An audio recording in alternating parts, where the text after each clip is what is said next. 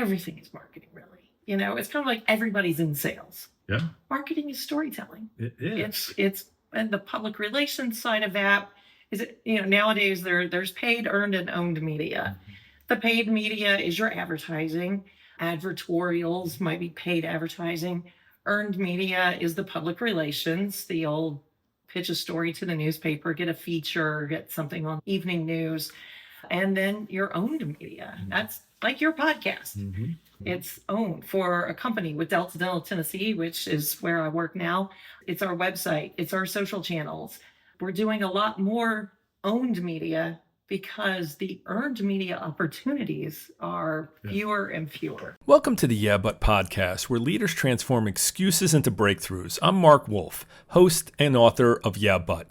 I interview New York Times bestselling authors, human rights activists, former CIA director, and everyone in between.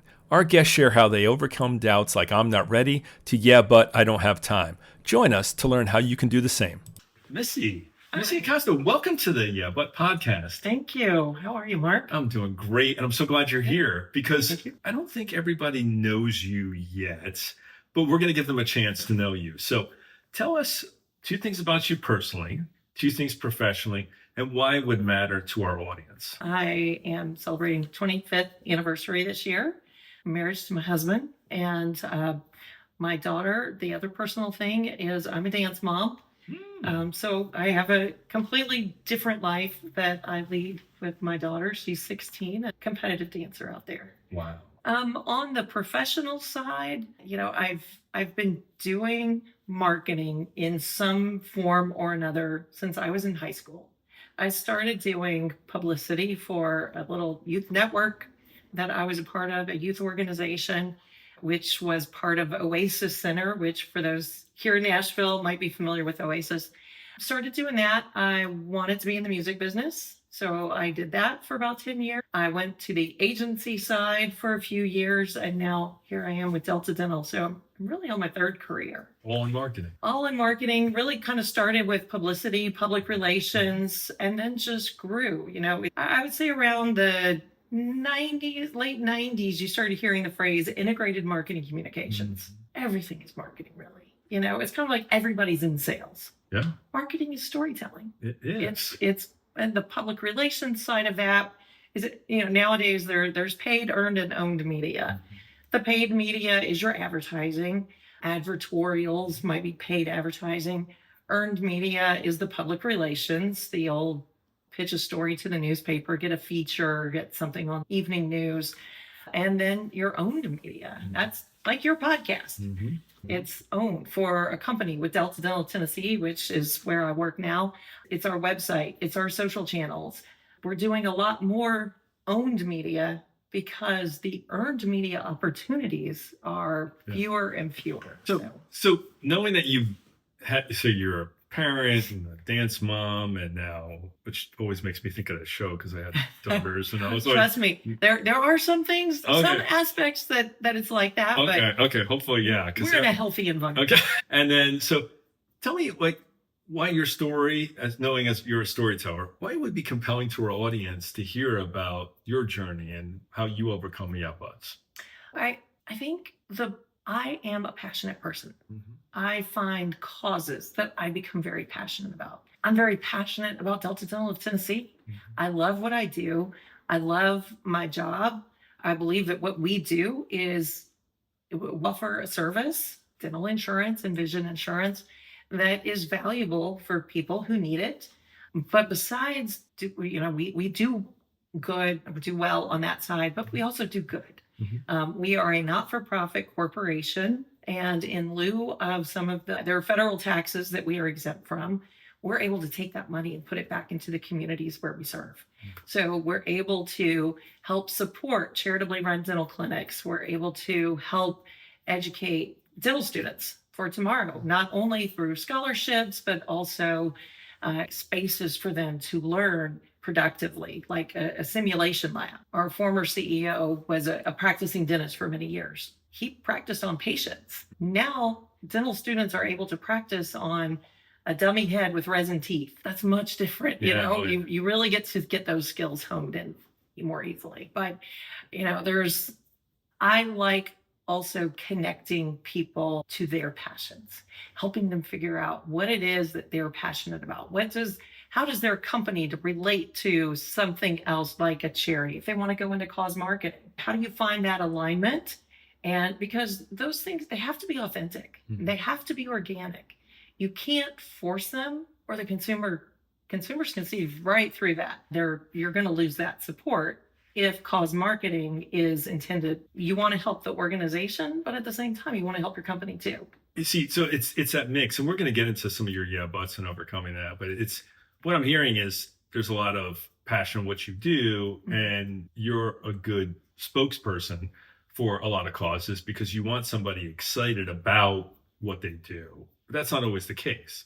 Some people, even unintentionally, have yeah buts that hold them back from doing what they're really good at because they might have heard it from someone else that they're not, or all of a sudden they had a bad advertising campaign or something got pushed back. And how do you work through, and what are some of your yeah buts that you've had to work through in your career and even outside your career? Because we're more than just our careers, I hope. Yes.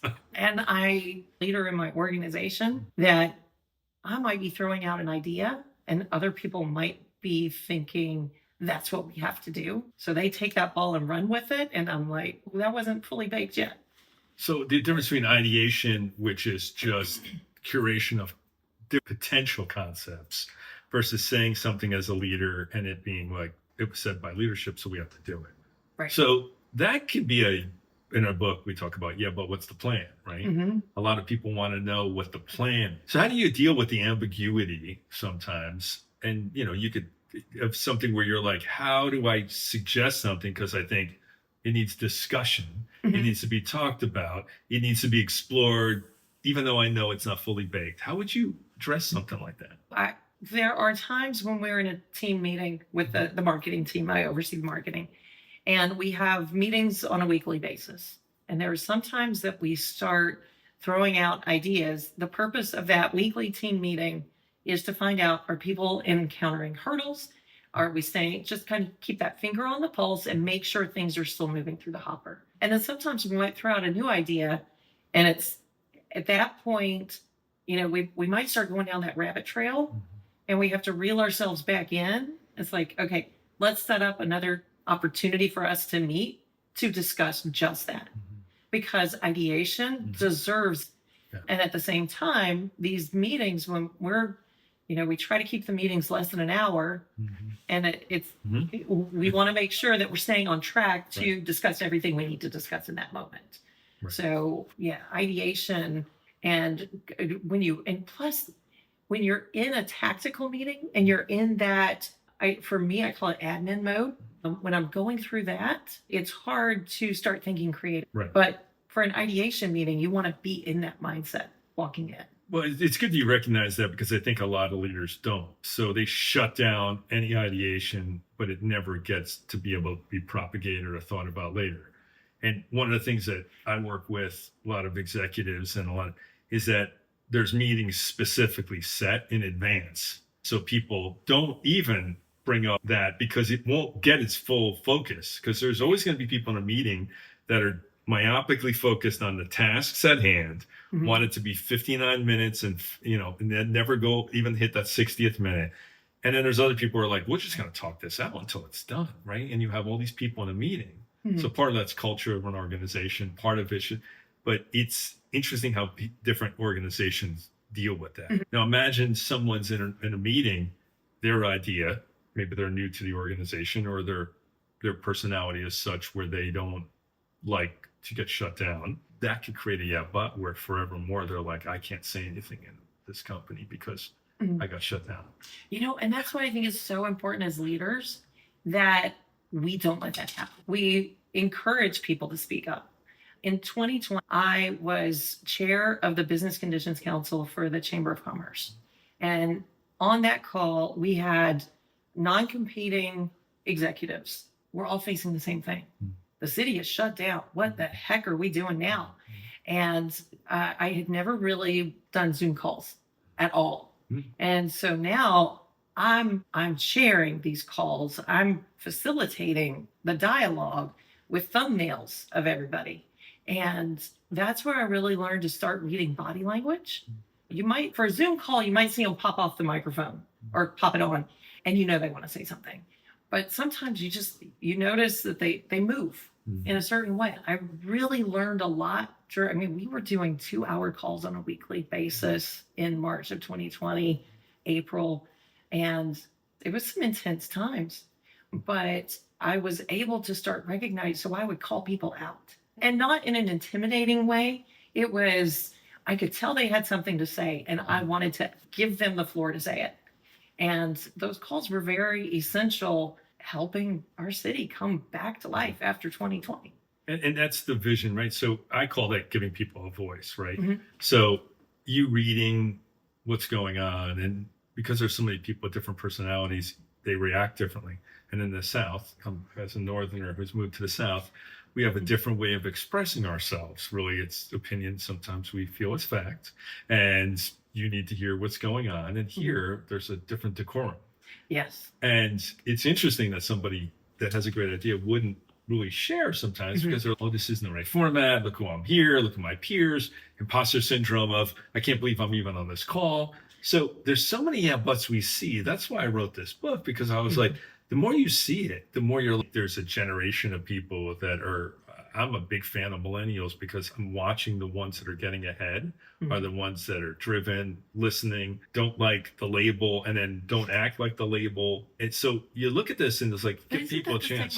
Well, it is. But that's the beautiful part, right? We're not 20. So we've lived through a few generations of people, but we want to pigeonhole people and like, they're a boomer, so they're going to do this, or they're a female, so they're probably going to be stuck with this. And generalities are useful sometimes to understand biases that we already have can already cause so many problems where people don't get a chance. And what I want to do is be like, show up. Like, when I asked you on the podcast, you could be like, why me? And I was like, because I've seen you interact. I've seen how you care. I see how you're community oriented. I know how you communicate. So you're a perfect person for this. And people need to know more than just about Delta Dental. They need to know how a leader at an organization that's not in a C-suite still has impact. And it's not just because she's worked for the company for a while. It's who she is. Like, we put you other places, you're still the same person, aren't you? Well, that's the authenticity of it, is that when you can recognize things. So when I think about my podcast, I was like, you were probably this before this company. And they're like, yeah. And I was like, yeah. Once you get to own who you are, it's a lot easier to be who you are no matter where you put somebody. So let's talk about some of the yeah buts that you specifically overcame. Okay. So what was one of the first yeah buts that came to your mind when you were reading through the book and you were like, oh, I got 15 to pick from. Okay, can I only pick a few?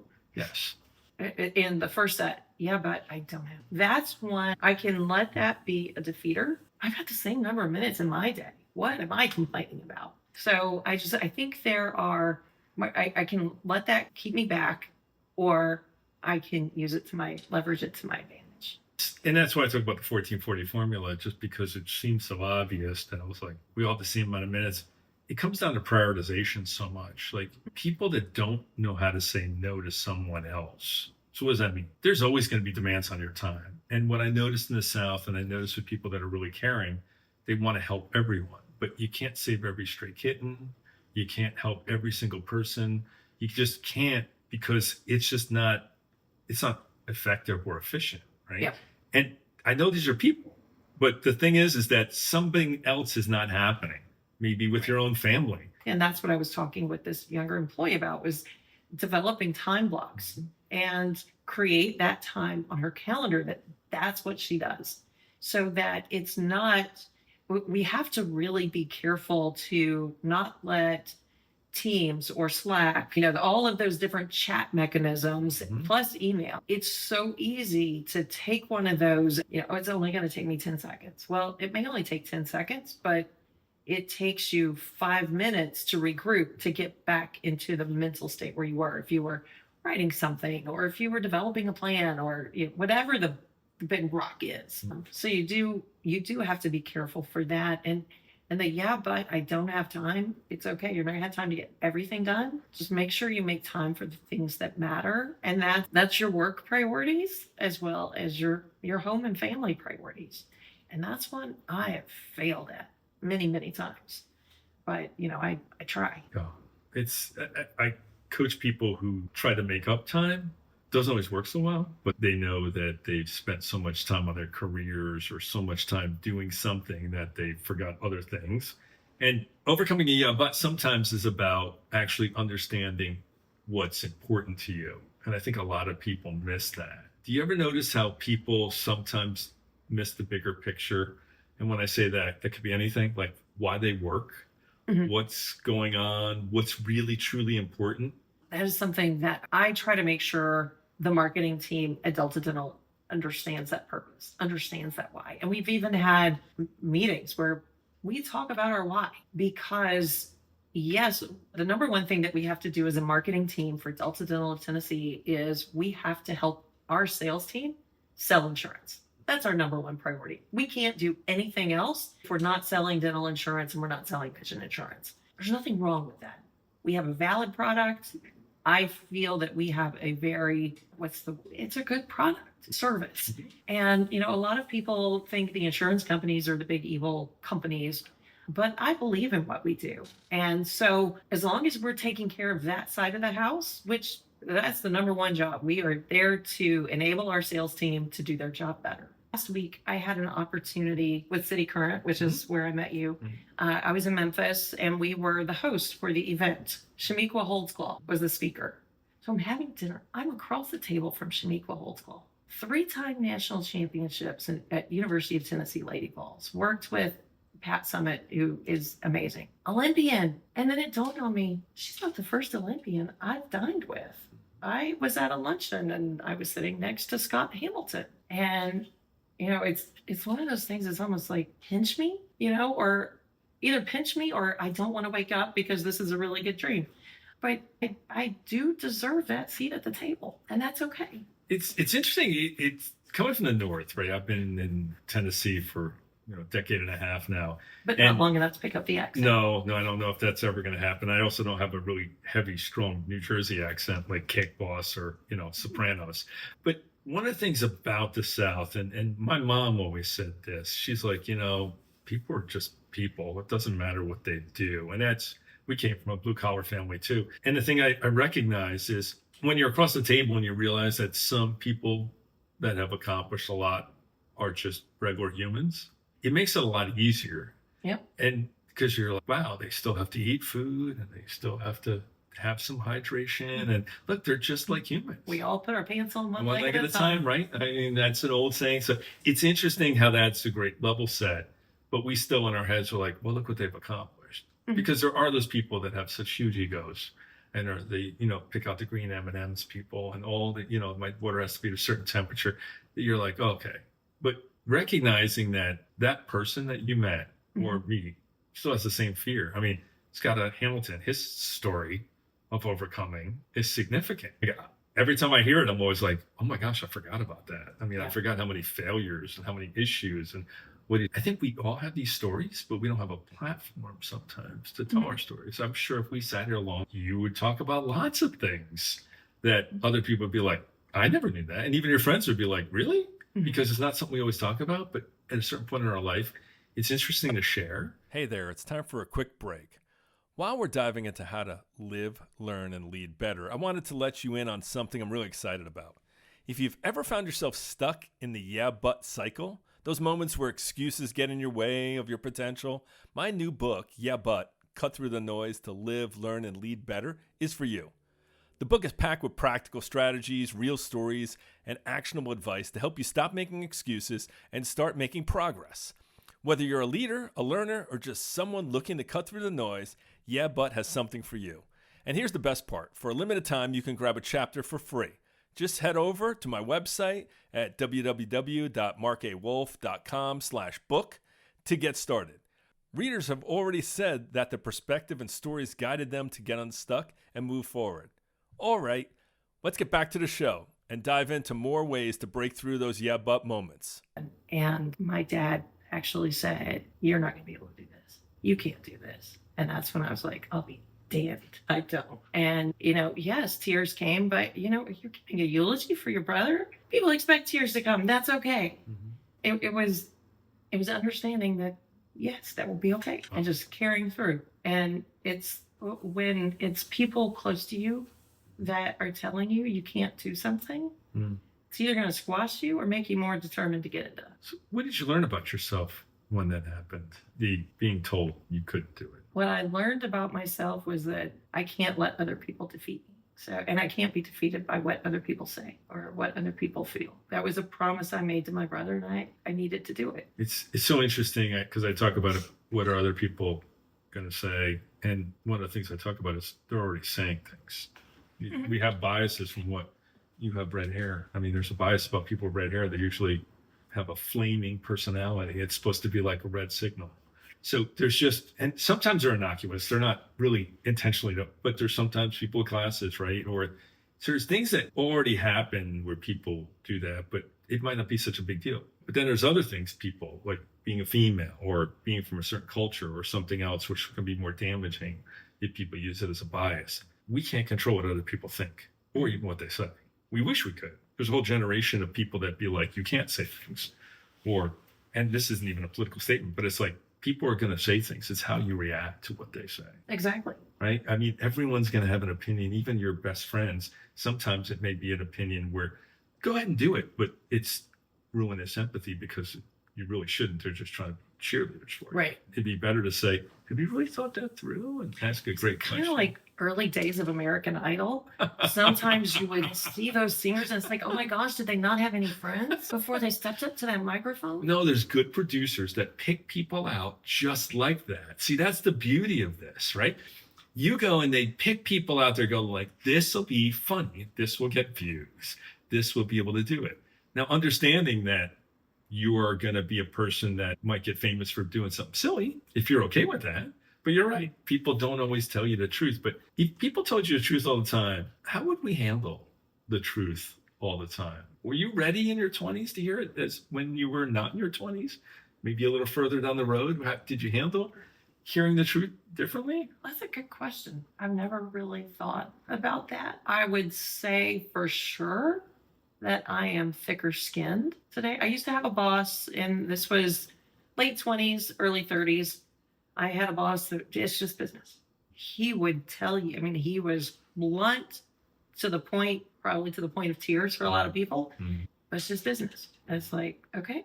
And so that, I guess, you hear the phrase water off a duck's back. I would take things very personally, but working with him, I really did develop that. I've worked with a lot of people that it's a lot easier for me because they're paying me to give them a reality check on how to attain a goal.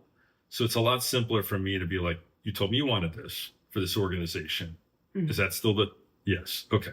Are you willing to make sacrifices and changes to be able to get there? Yes. Do you realize what you continue to do is not getting you there? Yes. If I left today, would you get there? No. Yep. Right? So you're like, okay, so I just want to make sure we're level setting to understand what that is. Then everything that comes out with still caring is still, you told me you wanted this. And if you could have done it without bringing someone out from the outside, sometimes people inside, what I noticed is that they can't, because culturally we don't actually rock the boat, or culturally we don't, right? Or you know what, I'm just going to go to my leader because this leader's mean and says mean stuff, but my leader doesn't. So I'm just going to go, kind of like people separate parents where they're like, oh, I'll ask mom and dad says no, right? But the same thing I did in my family is the same thing I do at work. I told our kids, 2 daughters, right? I said, if you ever go to mom when a dad says no, it's not no, it's never. And it stopped it. So that's cultural. That's the way we play. It was like, but it's interesting you say it's because I think if you frame it, growth comes from understanding that there needs to be some kind of change to continue to grow. I can almost guarantee Delta Dental's not the same company as when you started. Oh, absolutely not. Because they would have been left behind. As you're talking about this, when we started, we're very service focused. We are very customer driven. Trying to, my title last year was changed to, or promoted to Senior Vice President of Brand Experience. So part of that is working in customer experience. We have so many areas that are silent. Well, that customer experience, it might start with marketing.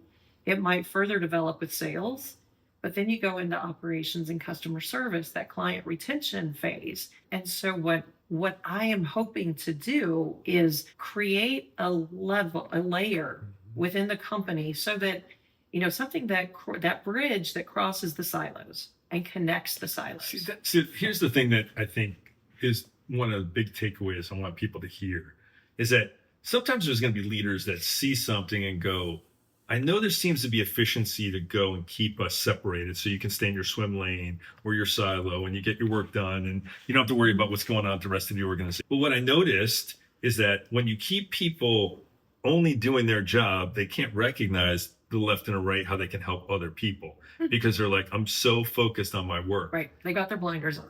And that was done by design at a certain time because they were like, it's just better this way. And then we pivot and we say, you know what? People need to know what's going on in everything. And now we're going to cross train people. We're going to do this. And then all of a sudden they're like, well, they're too diluted. And each leader that runs an organization does things different. Here's the thing that I try to remind people. If you know who you are, no matter what the organization does and changes, you'll still know who you are. People get lost in that I'm supposed to do this task. And what I share from you is what I hear from other leaders that continue to think was like, what's missing? What needs to change? And if I can convince somebody why what they continue to do is not going to work, or it won't work, it'll work to a point, that's when change happens, right? Overcoming that's the way we do it here. Or, what if we fail? Or, that costs too much money, right? Like it's never a money thing. It's always a thing that says, because if I told you I could make money with something, it would be interesting to do versus not do. Because by not doing something, you actually are leaving money on the table because somebody else will do it. When you're in an organization and you're thinking about this, and as we kind of wrap this up, what's some of the things that you have learned that you want to pass along that isn't common knowledge but should be? Some of the things that you've experienced and even some of the things we talked about that you want to expand on to be like, don't miss this. This is critical. I think the most important thing is communicating to all levels of the organization. We were talking a few minutes ago about understanding your why.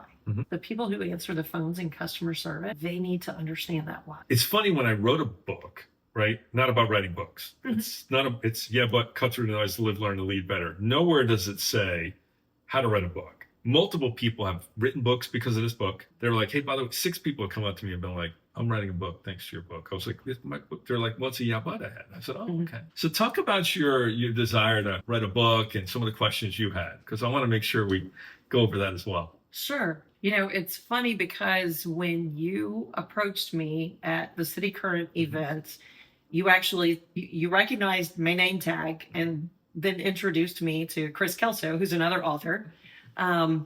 And we started talking about your podcast, and it was amazing. I totally believe in God winks. And that was something I had been talking about doing and flirting with the idea. And when you said something to me about that and told me about your book, I was like, okay, God, I got it. And, I actually purchased the book when you invited me because I wanted to know what I was getting myself into first. I don't blame you. And, but just chapter after chapter, it was like, okay, God, I'm getting the message now. And it's one of those things, it's hard because I don't have time. What if I fail? I've never done it before. And I want to speak. I want to do the speaking tour kind of thing. And not necessarily that become my full-time job. This is crazy, Mark. When I was little, I once had a thought, someday you're going to be an inspirational speaker. And I was like, what the hell is that? It's like the words were put into my head and I had no concept of motivational speaker. That was it. I had no concept of that when I was a child. And so now it's funny that popped back up, that memory, as I was reading, and it's like, okay. And it's something I really want to pursue. It's something I want to do. And it's something, it goes back to that passion and understanding who you are and where you want to be and where you want to go. Because I encounter a lot of companies, a lot of executives who talk to me about what, cause branding and cause marketing. How do I get involved with this? Or, a company and they want to do something, or an individual, and I ask a few probing questions to try to get at what are you passionate about? Who do you want to support? Why do you want to support them? Do you want to support, a lot of people are like, yeah, I'd like to do something for kids. You got to go deeper than that. There are a million charities that support. And then you get to, well, I had somebody who was a mentor to me, or, somebody that pulled me through something. It's like big brothers, big sisters, So you're trying to get to them to understand what makes them want to support a cause that aligns with the way they think or what they've experienced or how they want to help. Exactly. And one of our executives, she wanted to get on a board. And so she came to me and was like, I want you, can you help me get on a board of directors? That's pretty broad. Yes. Yeah. And so, again, just asking a few probing questions. And rural education was very important to her because she lives in Cheatham County, works in Nashville, but lives in Cheatham County. And she saw the struggles with the school system there. It's like, I haven't even done anything to drive people to my website. And I'm taken off without you almost. Is it like you almost got yourself out of the way to let things happen because there's probably a bigger demand because people already know and like you. Do they even know what you're going to do? Do they know all the details? Do they know all the... No. I don't even know all the details. But isn't that interesting though? What did you just learn just from getting the website out? It's not as difficult as you think. And it's once you put it out there, you can pivot. That's the difference. If you and I had a coaching conversation versus a consulting conversation, it'd be different conversations. Let me just give you an example. So coaching conversations like, so you decide to do that. What are your next steps and what are the blockades to be able to do this? Do you have some timelines and other things that, like, what are the milestones on the way there? The consulting conversation is, okay, so when you want the book, let's work backwards from there. And then let's go, and here's what you need to do. You need to do this, this, this, and this. Different approaches to different things. One is being driven, consulting. One is leading yourself, coaching. You can also do it yourself. But just think, you read a book that is written by a guy that you happen to know. And then, as I say in the book, nothing's new. Everything's, but it was the right time with the right message in person that helped you. How about you do that for other people? Could you imagine what that would feel like? That it's your name on a book doing what I did for you, except you're doing it. How cool would that be?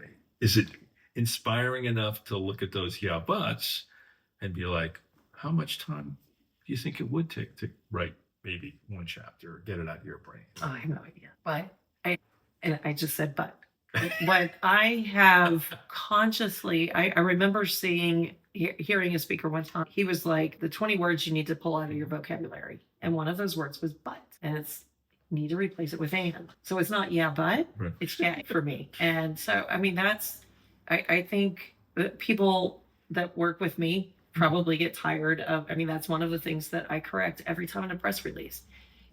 And a lot of times people want to say it's not only blah, blah, blah.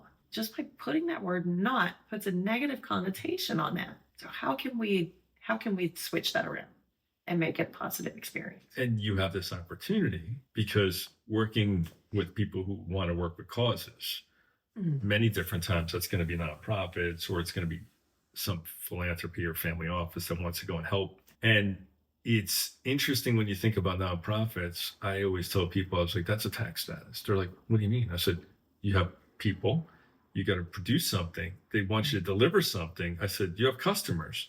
They're like, well, yeah. I was like, and you don't have to pay taxes on this, but I do. But we both have to do the same thing. I was like, can I be you? Because it sounds a lot cooler to not pay taxes because it's expensive. If it's a mindset of being a nonprofit, we can't because that's a but.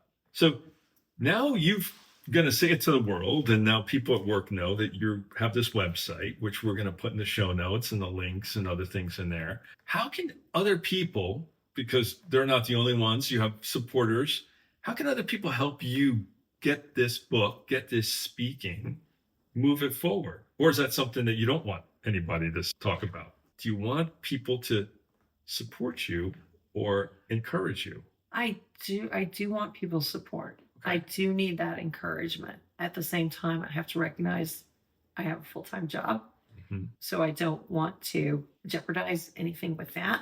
This is doing the book thing is entirely evening, weekends. Other people and people that it's just profound. You're talking about a cause book about helping people understand because of your Well, and experience. helping and things like that. nonprofits too, because They need to connect with these people, and if they Yes. are missing the message. Mhm. So imagine how many people would be robbed of that insight if you didn't do your book because of the people you specifically are meant to reach. it's funny that you say that because I started working on my second blog post yesterday, and it's referencing the Thoreau quote about everybody died. I can't remember the exact words, but essentially most people die with the song still in it, and it's time to be a songbird. That's a great way to end this segment to think about. I'm thrilled that you were here and wanted to share your story because as we talked about at the top, it's not just about what you do, it's who you interact with. Delta Dental is a company, but a company's made up of humans. And they have people like you that have these dreams and aspirations that are bigger than just their day job. And they care enough about the people and what's going on. So we're going to put in the show notes ways to contact you, anything you want to put in there that you want people to know about you. But this will be out there and you may start getting a few fans, Missy, that you didn't know were coming. So on both aspects, Delta Dental and your future book. And that's why I want to do the book, so that I can share those things, because you can't necessarily talk to everybody that reaches out, but you can give them something that can help them in their mission, in their ministry, whatever they want to do. Been truly blessed in so many ways in my life. And one of those blessings was meeting you and getting that kick in the butt to actually start putting words on the screen. It's not really on paper. Yeah, that's great. You're welcome. I'm thrilled, and you just don't know how people are going to take your work and how it's going to change them or how it's going to help them. And that's why when you do something that's scary for you, you help other people that are scared in their own way with things that you are still scared of or have overcome. You don't get to choose; they do. So it's pretty cool. I'm excited. Put the ideas out there. That's it. So I'm excited for you. I'm thankful that you were on the podcast. I thank you for being a fan. And I'm looking forward to reading your book and hearing your first motivational speech. Can't wait to be there. Thank you. Thanks. Thank you for listening to the Yeah But podcast. If today's episode provided valuable perspective on how to overcome the excuses that can hold you back, let us know in the comments. Remember, it's not about the yeah buts. It's about finding ways to live, learn, and lead better every day. If you enjoyed this episode, be sure to subscribe, leave a review, and share it with someone who could use a little kick to get past their own yeah buts. And don't forget to follow us on Spotify and Apple Podcasts. And for even more tips, connect with me at marcawolfe.com/podcast. Until next time, keep challenging those excuses and keep moving forward.